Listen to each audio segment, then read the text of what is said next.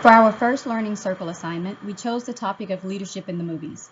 Our movie choice, Apollo 13, is based on a true story of the 1970 moon mission with crew members and astronauts Jim Lovell, Fred Haise, and Jack Swigert.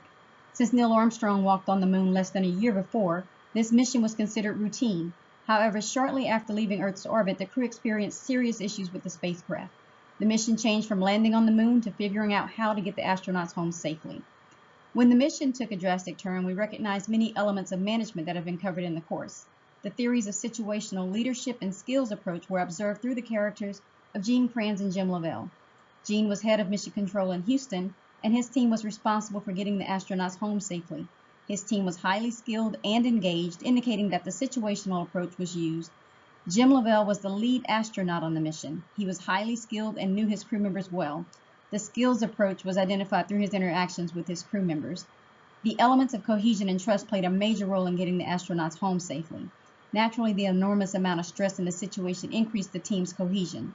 Since everyone had their own roles and issues to deal with, they had to trust each other completely to do their jobs to the best of their ability. During this critical situation, everyone was required to step up and played an important part. Utilizing the correct management style was a major contributor to the success of the mission. Gene Kranz was one of the main characters of the Apollo 13 movie. He had the job of the Mission Control Director in Houston, Texas. In this role, he had the primary responsibility for the mission as a whole. This included the ground control team, as well as the Apollo 13 crew in the shuttle. Gene was a highly experienced professional, and had to be in order to be put in a role that he was in.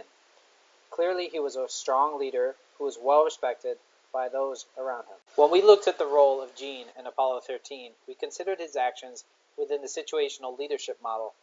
Within situational leadership, there are two features that need to be considered. Firstly, the developmental levels. Developmental levels focus on the leader's team members. As can be seen in the graphic on this slide, this is broken down into 4 different levels based on 1, the competence level of the team members, or how skillful and experienced they are at performing the function required of them, and 2, the commitment level of the team members. How motivated is the team to achieve the goal set out for them? The second feature of situational leadership is leadership style. A leader would be placed in one of the leadership styles based on how much support and direction they provide their team when assigning goals or tasks. So, as an example, a high directive behavior would be the leader telling the team specifically what needed to be done, how to do it, and who within the group should be performing that task.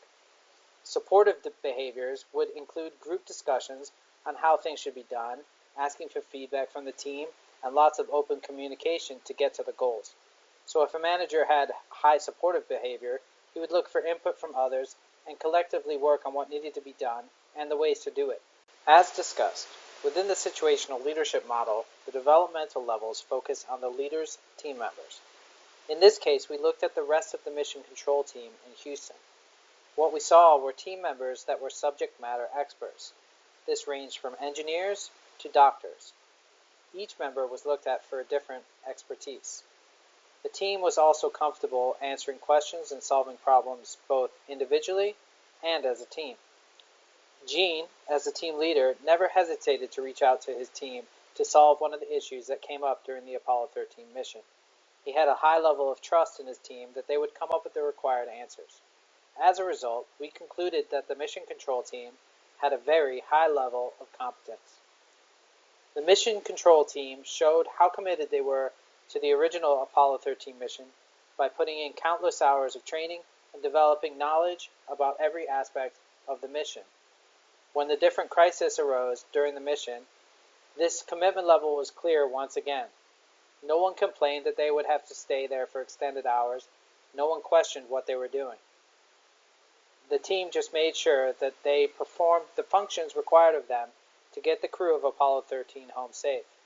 So, with a high level of competence and a high level of commitment, the mission control team would be categorized as a developmental level D1 within the situational leadership model. Gene clearly trusted his developmental level 1 team, but his leadership style was flexible depending on who would be involved in the decision-making process and what decision needed to be made. We primarily saw Gene function within the S4 and S3 leadership styles. The common theme between the two styles is low directive, meaning he wanted his experts to decide the best way to solve the problems. When the CO2 emergency came up on Apollo 13, Gene selected his expert for that subject and told him to come up with a way to solve the problem. He didn't look over their shoulders, attend their meetings, or tell them technically how to solve it. He just allowed them to work towards fitting a round peg in a square hole.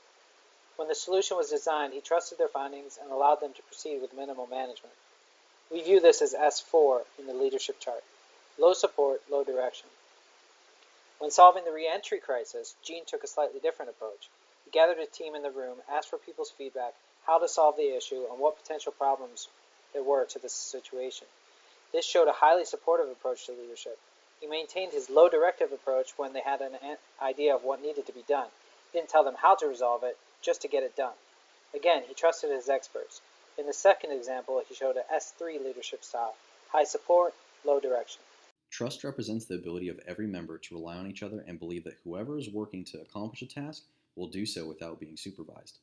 This is a vital characteristic to hold in a position such as these astronauts and command crew members that involves so much risk on a daily basis.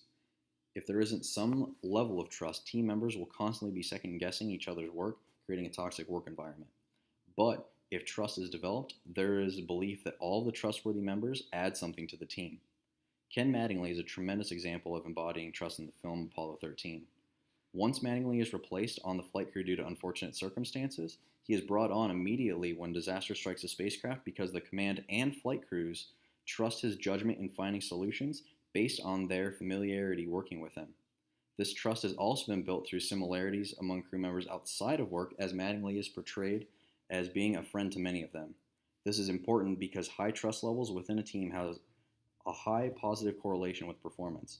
The command crew cannot afford mistakes if they want the flight crew to return safely to Earth. Cohesion is the connection between team members and how the team is held together.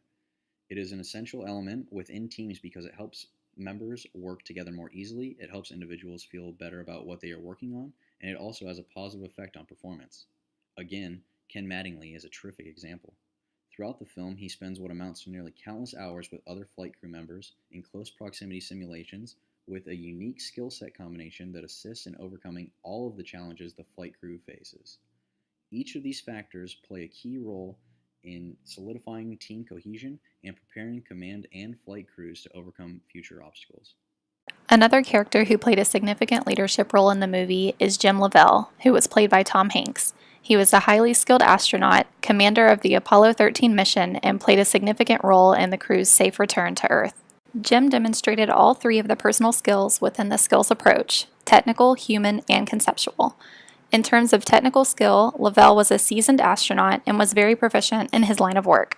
When one catastrophic event led to another, he was able to rely on his knowledge and experience to come up with ideas and solutions to get him and his crew back to Earth safely.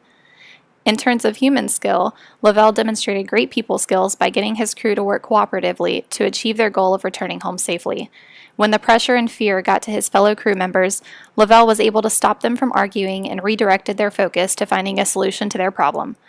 Lovell was also cognizant of his crew members' roles and abilities, allowing Jack Swigert to take the pilot seat, despite the fact that he was used to being the pilot and felt most comfortable in that role. Lovell also demonstrated conceptual skills in that he was able to articulate ideas and assist with a plan to ensure their safe arrival back to Earth.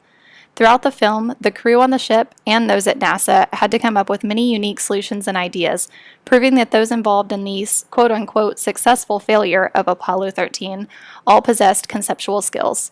Jim Lovell's demonstration of technical, human, and conceptual skills had a significant impact on the crew's safe return to Earth. Effective leadership is essential for any company or task to be successful. Although there is no perfect or specific way to lead, all leaders must be able to adapt to their changing environment and be open to ideas that are not their own. The safe return of the Apollo 13 mission was dependent on how well the leaders could adapt and guide their teams through the various critical stages of the astronauts' return to Earth. Each leader possessed their own style of leadership and was able to create an environment in which all team members could perform independently and effectively towards a common goal. Without the effective leadership of the above-mentioned characters, the astronauts would not have returned safely to Earth, and the Apollo 13 mission would not have been deemed the successful failure.